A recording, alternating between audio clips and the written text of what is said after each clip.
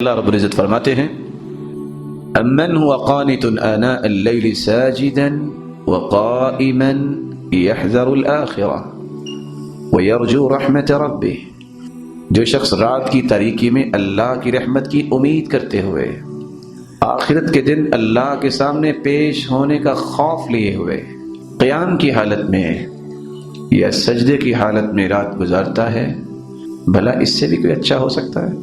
رسول اللہ صلی اللہ علیہ وسلم کا فرمان ہے افضل الصیام بعد رمضان شہر اللہ المحرم وافضل الصلاة بعد المکتوبہ صلاة اللیل، رمضان المبارک کے بعد سب سے افضل روزے محرم کے روزے ہیں، اور فرض نماز کے بعد سب سے فضیلت والی نماز رات کی نماز ہے۔ شاید کہ آپ نے کبھی اس بات پر بھی غور کیا ہو، اللہ کے نظام کا بھی تو ایک زاویہ ہے نا، رات کو بھی نماز ہے، دن کو بھی نماز ہے۔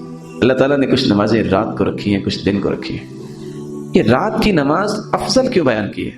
ایک دوسری روایت اس کی وضاحت کرتی ہے صلاۃ الرجل حیث لا یراہ الناس تعدل ب25 صلاۃ حیث یراہ الناس، وہ نماز جو تم اکیلے پڑھتے ہو کوئی نہیں دیکھ رہا، اور وہ نماز جو لوگوں کے سامنے تم پڑھتے ہو، جو اکیلے انسان پڑھتا ہے وہ 25 گنے اس نماز سے زیادہ اجر والی ہوتی ہے جو لوگوں کے سامنے پڑھی جاتی ہے۔ سبب کیا ہے؟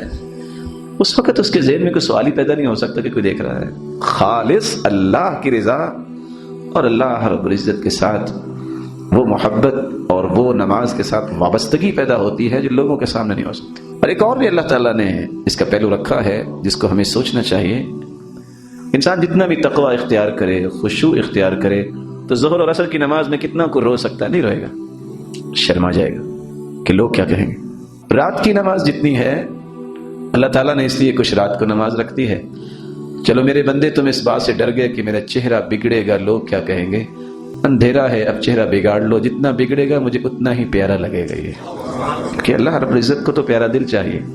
من قام بعشر آیات لم یکتب من الغافلین، جو عشاء سے لے کے صبح کی نماز تک 10 آیتیں کھڑا ہو کے اللہ کے سامنے پڑھ لے، اللہ رب العزت غافلوں میں سے اس کا نام کاٹ دیتے ہیں۔ ورکشاپ ہے 10 آیتیں۔ میں اس کو ایک اور زاویے سے بھی پیش کرنا چاہوں گا، ہو سکتا ہے 10 آیتیں کسی پر بھاری ہو جائیں۔ آپ یہ بتائیے آپ میں سے کون میرا محترم اور پیارا بھائی ہے جس کو آخری 2 صورتیں یاد ہیں؟ قل اعوذ برب الفلق، قل اعوذ برب الناس، دیکھیں ماشاءاللہ سب کو یاد۔ ان 2 صورتوں کی 11 آیتیں ہیں، آپ کو قرآن کا کوئی حصہ یاد نہیں ہے، آپ عشاء کے بعد کھڑے ہو کے 2 صورتیں تو پڑھ سکتے ہیں نا۔ جو 2 صورتیں یہ پڑھ لے اس کی تو 11 آیتیں بن گئی، ایک زائد ہے، بلکہ اللہ رب العزت اس کی غفلتوں کو دور فرما دیں گے۔ ومن قام ب100 آیہ کتب من القانتین، اور جو 100 آیتیں پڑھ لیتا ہے وہ تو قانتین میں سے ہو جاتا ہے۔ ومن قام ب1000 آیہ کتب من المقنطرین، اور جو 1000 آیتیں پڑھ لیتا ہے اس نے تو خزانے لوٹ لیے ہیں۔ رسول اللہ صلی اللہ علیہ وسلم نے صحابہ کرام کے ذریعے اس بات کی خبر دی اور حکم دیا، علیکم بقیام اللیل فإنہ دأب الصالحین قبلکم، لوگو رات کے قیام کو لازم پکڑ لو، یہ پہلے نیک اور صالح لوگوں کی عادت تھی، انبیاء کا طریقہ۔ وَهُوَ قُرْبَةٌ إِلَىٰ رَبِّكُمْ، تم رب کے تقرب کی اگر سچی خواہش رکھتے ہو تو یہ خواہش پوری ہو سکتی ہے، تہجد پڑھ لو۔ وَمُكَفِّرٌ لِلسَّيِّئَاتِ، تمہارے گناہ جتنے بھی ہیں اس تہجد کی وجہ سے اللہ سارے گناہوں کو معاف کر دیں گے۔ وَمَنْهَاتٌ لِلْآثَامِ، اس لفظ کو غور سے سنیے گا۔ آج انسان توبہ تو کر لیتا ہے گناہوں کی، لیکن کوئی ایسا راستہ بھی تو ہونا چاہیے کہ انسان گناہوں سے بچ جائے۔ حدیث کہہ رہی ہے کہ تہجد کی پابندی کر لو، اللہ تمہیں گناہوں سے بچا دیں گے۔ وَمَطْرَدَةٌ لِلدَّاءِ عَنِ الْجَسَدِ، تہجد پڑھنے والے کے جسم کی بیماریوں کو اللہ دور کر دیتے ہیں، یہ علاج بھی ہے۔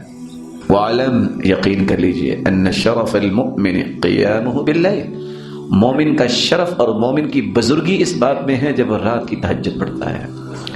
وَعِزَّهُ اسْتِغْنَاءُهُ عَنِ النَّاسِ، اللہ تعالیٰ اس بندے کی عزت کو ہمیشہ قائم و دائم رکھتے ہیں، جس کے ہاتھ اٹھتے ہیں تو اللہ کی طرف اٹھتے ہیں، وہ اللہ کا فقیر بن کے رہتا ہے، وہ کشکول گدائی لوگوں کے سامنے پیش نہیں کرتا۔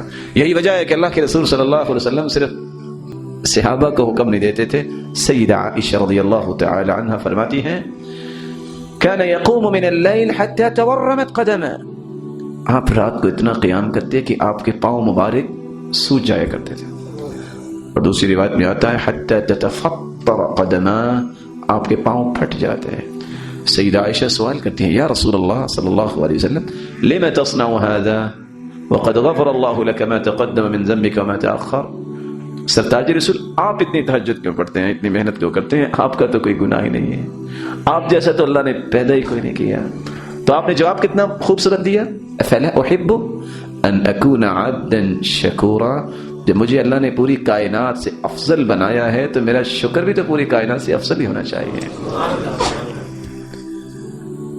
عبداللہ ابن عمر رضی اللہ تعالی عنہ، حدیث کے الفاظ ہیں، آپ صبح کی نماز پڑھتے تو آپ تشریف فرما ہوتے، آپ صحابہ کو حکم دیتے من رأى هل رأى احد منكم الرؤيا فليقصها. تو میں سے کسی نے خواب دیکھی ہے تو مجھے بیان کرے، میں اس کی تعبیر بیان کرتا ہوں. آج اتفاق سے خواب کی تعبیر کرنے والا بھی ملتا ہی کوئی نہیں. عبداللہ بن عمر کو بڑا شوق تھا، مجھے خواب ہے، لیکن مرضی سے تو خواب نہیں آتی ہے، یہ تو اللہ کی طرف سے آتی ہے نا. ایک دن ان کو خواب آ گئی کہ میں رات لیٹا ہوا تھا، ایک شخص آیا، اس نے مجھے اٹھایا اور لے کے چل دیا. آگے دیکھا تو ایک تنور ہے، اس سے آگ نکل رہی. میں خوف زدہ ہو گیا، ففزعت، میں ڈر گیا. ایک آگے سے فرشتہ آیا اور کہتا ہے لم ترى، لم ترى، ڈرنے کی بات نہیں. جلدی سے مسجد پہنچے، نماز پڑھی صبح کی. خواہش تھی کہ خواب بیان کروں، وقت ہی نہیں ملا. اپنی بہن حفصہ رضی اللہ تعالی عنہ کے گھر چلے گئے، جا کے خواب پیش کی. سرتاج رسول تشریف لائے، 4 کلمات اس خواب کی تعبیر میں اللہ کے رسول نے پیش کیے. کتنے کلمات؟ نعم الرجل عبد اللہ لو كان يصلي من الليل. عبداللہ بہت اچھا انسان ہے اگر وہ تہجد پڑھنے لگ جائے. فهذه الكلمات الأربعة، فهذه 4 كلمات غيرت حياة عبد الله بن عمر. کتنی عمر تھی؟ اس کے بعد 84-86 سال زندہ رہے. نافع غلام بتاتے ہیں پھر دوبارہ زندگی میں رات کو اس وقت تک سوتے نہیں تھے جب تک تہجد نہ پڑھ لیتے. پیالہ پانی کا رکھا ہوتا، جب اونگ آتی تو بھگو کے اپنے چہرے پہ لگا لیتے. پھر خواب آئے، اللہ کے رسول کے پاس پہنچے. سرتاج رسول، خواب میں نے دیکھا کہ ریشم کا ایک ٹکڑا ہے اور میں اس پہ بیٹھا ہوں اور جنت میں پہنچ گیا. اچھا پھر؟ کہتے میں دائیں طرف دیکھتا ہوں تو ٹکڑا ریشم کا اڑاتا ہے تو مجھے ادھر لے جاتا ہے. میں بائیں طرف دیکھتا ہوں جدھر میری خواہش ہوتی ہے ادھر اڑا کے لے جاتا ہے. آپ نے تعبیر کیا کی؟ نعم الرجل عبد اللہ لو كان يصلي من الليل. عبداللہ بہت اچھا بندہ ہے اگر تہجد کی پابندی کر لے. تہجد کی وجہ سے اللہ تعالیٰ نے کتنے مقامات دکھا دیے. آج یہ نعمت آہستہ آہستہ ختم ہو رہی ہے. رسول اللہ صلی اللہ علیہ وسلم کے صحابی کا بیان ہے کہ اللہ کے رسول جب مدینہ منورہ تشریف لائے تو مدینے والوں کو سب سے پہلا پیغام کیا دیا تھا؟ قدمت المدینہ ورأیت الناس قد انجفلوا الى رسول اللہ صلی اللہ علیہ وسلم. میں مدینہ پہنچا اور لوگ بھاگ رہے تھے، دوڑ رہے تھے خوشی سے. کیا کہہ رہے تھے؟ قدم رسول اللہ، قدم رسول اللہ، قدم رسول اللہ. اللہ کے رسول صلی اللہ علیہ وسلم تشریف لے آئے. میں نے بھی دیکھنا چاہا کہ کون سی مبارک ہستی ہے. جب میری پہلی نظر آپ کے رخ انور پہ پڑی تو میری زبان بول اٹھی ان ھذا الوجه لیس بوجه کذاب. یہ مبارک چہرہ جھوٹا نہیں ہو سکتا. اور آپ سب سے پہلا پیغام کیا دے رہے تھے؟ افشوا السلام. لوگوں سلام کو عام کرو. واطعموا الطعام. لوگوں اللہ کی رضا کے لیے لوگوں کو کھانا کھلایا کرو. وصلوا الارحام. رشتہ داروں کے ساتھ اچھا سلوک کیا کرو. وصلوا باللیل والناس نیام. جب لوگ سو رہے ہوں تو تم اللہ کے سامنے کھڑے ہو کے تہجد پڑھا کرو. یہ پہلا پیغام تھا. اور آج انسان کتنا پریشان ہوتا ہے کہ میری کوئی بات سن لے، کوئی مان لے. منتیں کرنی پڑتی ہیں. لیکن ایک یہ پہلو ہے، دوسرا وہ پہلو ہے ينزل ربنا تبارک وتعالى كل ليلة الى السماء الدنيا حين يبقى ثلث الليل الاخر. صحیح بخاری اور مسلم کی روایت ہے، رات کا جب تہائی حصہ رہ جاتا ہے تو اللہ رب العزت آسمان دنیا پہ نزول فرماتے ہیں جیسا کہ اس کی شان کو لائق ہے. اور پھر کیا فرماتے ہیں؟ من يدعوني فاستجیب له. کوئی ہے میرے بندوں میں سے مجھ سے دعا کرنے والا، میں اس کی دعا کو قبول کروں. من يسألني فأعطيه. کوئی ہے جو سوالی میں اس کے سوال کو سن کر اس کو عطا کر دوں. من يستغفرني فأغفر له. کوئی ہے جو اپنے گناہوں کی بخشش مانگتا ہے میں اسے معاف کر دوں؟ اور دوسری روایت کے الفاظ ہیں هل من مستغفر، کوئی ہے بخشش مانگنے والا؟ هل من مسترزق، هل من داع، کوئی ہے رزق کا متلاشی؟ فلا يزال كذلك حتى يضيء الفجر، جب تک فجر کا وقت نہیں ہو جاتا مالک الملک اپنے بندوں کو بلاتے ہیں آؤ مجھ سے جو لینا ہے لے لو۔ اللہ رب العزت اس وقت کو غنیمت سمجھنے کی توفیق عطا فرمائے۔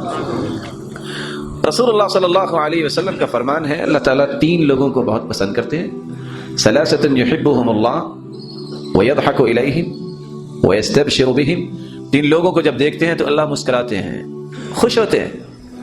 ان میں سے ایک وہ ہے، کون سا شخص؟ لہ امرأۃ حسناء وفراش لین حسن، بیوی بھی ہے اور نرم و ملائم بستر بھی ہے، یذر شہوتہ ویقوم، یذر شہوتہ ویذکرنی ولو شاء رقد، نہ وہ پرواہ بستر کی کرتا ہے نہ وہ پرواہ بیوی کی کرتا ہے، اللہ کے سامنے کھڑا ہو جاتا ہے۔ اللہ فرشتوں سے مخاطب ہو کے فرماتے ہیں یہ چاہتا تو سو سکتا تھا لیکن میری یاد کے لیے کھڑا ہو گیا، گواہ رہنا میں نے بھی اس کو جنتی بنا دیا۔ اور اللہ تعالیٰ نے کتنی آسانی کی ہے، آج تو اس امت کو تو اللہ نے انعام ہی بڑے دیے ہیں، کیونکہ اس امت کے جو پیغمبر ہیں اس جیسا پیغمبر اللہ نے پیدا ہی نہیں کیا، اور قیامت تک ایسی ہستی آئے گی نہیں، بے مثال ہستی، ذات کے اعتبار سے بھی بے مثال اللہ نے بنایا ان کو، اور بات کے اعتبار سے بھی بے مثال۔ ان کی زندگی کا کوئی پہلو اٹھا لیجئے، اس جیسی ہستی آج تک چشم فلک میں دیکھی نہیں۔ نوید کیا سناتے ہیں؟ من نام عن حزبه او شيء من ذلك فقرأه ما بين صلاة الفجر الى صلاة الظهر كتب له كأنما قرأه من الليل، رات کو تہجد پڑھتا ہے نہیں پڑھ سکا، صبح کی نماز سے لے کے ظہر تک اگر پڑھ لے تو اللہ اجر و ثواب تہجد کا ہی لکھتے ہیں، حالانکہ صبح پڑھی نہیں رات کو بیدار ہو سکا۔ کل کی ٹھنڈی راتوں میں بھی ساری رات تم سو کے گزار دیتے ہو، اور کتنے ایسے ہیں جو اللہ کے سامنے کھڑے ہو کے سعادتیں لوٹ رہے ہوتے ہیں، اور کتنے ایسے ہیں تم تو سوئے ہوتے ہو وہ جنت کی سعادتوں کے مستحق بن رہے ہوتے ہیں، تم تو سوئے ہوتے ہو اور اس کو یقین ہوتا ہے کہ اللہ عرشوں کا مالک ہے، مجھے کل کو عرش کا سایہ چاہیے، وہ اللہ کے سامنے تہجد پڑھ رہا ہوتا ہے۔ اور یاد رکھ تم سمجھتے ہو کہ یہ زندگی ہمیشہ رہنے والی ہے، اگر دنیا میں کسی کو بقا ہوتی، سالمیت ہوتی، تو وہ سرتاج رسول محمد مصطفیٰ کو ہوتی، لیکن وہ بھی اللہ کے پاس چلے گئے، تو دنیا میں تو کسی نے نہیں رہنا۔ اس بقیہ زندگی کو غنیمت جانیے، اللہ اکبر، اور اس غنیمت کو بھی اپنے لیے نعمت جانیے کہ مجھے اللہ نے چند سانس دیے ہیں، میں اپنے رب کو راضی کر لوں۔ وہ کیا وقت ہوگا جب قیامت کے دن تم اللہ کے سامنے کھڑے ہوگے اور ان لوگوں کو انعامات سے نوازا جائے گا جو تہجد پڑھنے والے ہیں، تم وہاں جو حسرت کرو گے اس سے بہتر ہے کہ کچھ وقت نکال لو۔ مالک ابن دینار رحمۃ اللہ علیہ جب ان کے بھانجے نے دیکھنا چاہا کہ میرے ماموں کون سی عبادت کرتے ہیں، کیسے کرتے ہیں، اس کے کمرے میں داخل ہوئے، انہوں نے مصلی بچھایا، تہجد پڑھنا شروع کی، قیام میں بھی رو رہے، رکوع میں بھی رو رہے، سجدے میں بھی رو رہے، سحری کا وقت آن پہنچا، اور آخر کیا کہتے ہیں؟ آسمان کی طرف نظر اٹھائے، ما عبدناک حق عبادتک، اللہ تیری عبادت کا حق ادا نہیں کیا، اپنی سفید داڑھی کو ہاتھ میں لیا، اور کیا کہتے ہیں؟ اللہم فحرم شیبۃ مالک علی النار، اللہ ایک ہی گزارش ہے، جہنم پہ اس سفید داڑھی کو حرام قرار دے دے۔ رسول اللہ صلی اللہ علیہ وسلم کی بیان کی ہوئی اس نعمت کو صحابہ نے سمجھا، تابعین نے سمجھا، سلف صالحین نے سمجھا۔ امام احمد بن حنبل سفر سے واپس آئے، سحری کا وقت ہے، ساتھی نے کہا آپ وضو کر کے تہجد پڑھنے لگے ہیں، وانت قادم من سفر، آپ تو سفر سے واپس آئے ہیں، تو انہوں نے جواب دیا کہ یہ عیب کی بات ہے، ان یکون الرجل من اہل الحدیث، ایک شخص حدیث پڑھنے والا اور پڑھانے والا ہو، ولیس لہ ورد من اللیل، اور رات کو وہ اللہ کے سامنے کھڑا نہیں ہوتا، یہ تو بہت بڑا عیب ہے۔ اور اسی لیے سلف کہا کرتے تھے الذی لا یوتر رجل سوء، جو رات کو وتر نہیں پڑھتا یہ تو برے آدمی کی نشانی ہے۔ اس لیے رسول اللہ صلی اللہ علیہ وسلم نے صبح کی 2 رکعتیں اور وتر نہ تو سفر میں چھوڑا نہ حضر میں چھوڑا۔ عادت بناؤ، زیادہ نہیں، 8 رکعتیں نہیں، 2 رکعتوں سے شروع کرو، پھر 4 تک پہنچو، 6 تک پہنچو۔ اور آداب یہ ہے، رسول اللہ صلی اللہ علیہ وسلم کا طریقہ مبارک تھا، تہجد پڑھنی ہے آہستہ آہستہ طبیعت کو بناؤ. كان اذا قام من الليل افتتح صلاته بركعتين خفيفتين. آپ جب تہجد پڑھتے تو پہلی رکعتوں کو خفیف پڑھتے، ہلکی پڑھتے. رسول اللہ صلی اللہ علیہ وسلم کا مزاج تھا كان لا يزيد في رمضان ولا في غير رمضان على 11 ركعة. صحیح بخاری کی روایت ہے. اب رمضان اور غیر رمضان میں آپ 11 رکعتیں پڑھا کرتے تھے. رسول اللہ صلی اللہ علیہ وسلم نے ادب بیان کیا ہے. تہجد گھر میں پڑھنے کی کوشش کرو. آپ مسجد میں بھی پڑھ سکتے ہیں. سبب کیا ہے؟ صلاة الرجل في بيته افضل من صلاته الا المكتوبة، افضل من صلاته في مسجد هذا الا المكتوبة.